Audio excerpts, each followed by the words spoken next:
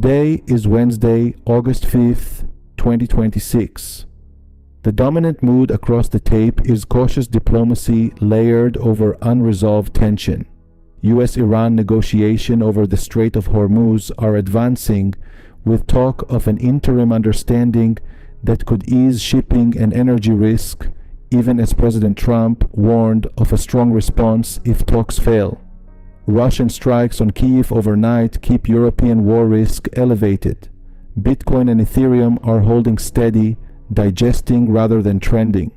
The S&P 500 is range-bound, cautious into the geopolitical headlines. Gold is holding a quiet bid. Oil is the one to watch, sensitive to every word out of the Hormuz talks.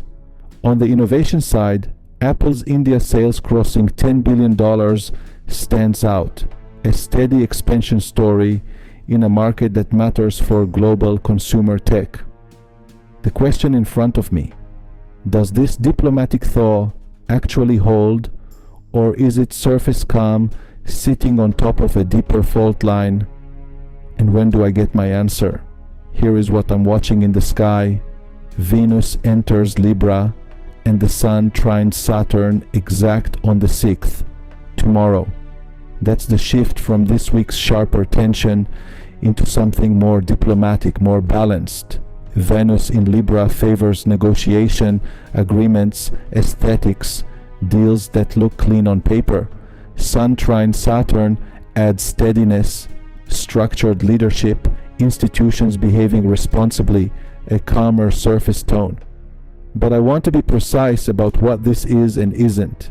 The deeper current, the Uranus-Pluto charge running underneath all of this, hasn't gone anywhere. This window is a balancing note, not a resolution.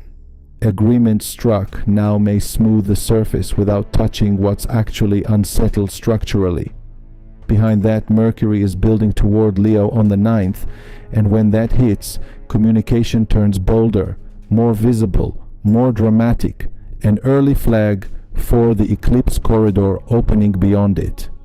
So the arc I'm tracking runs from tomorrow's diplomatic steadying straight into a louder, more theatrical messaging climate within days. The peak of the calm is short. The acceleration into bolder rhetoric comes fast behind it. Now map that onto what's actually in front of me. The Hormuz talks are the clearest fit.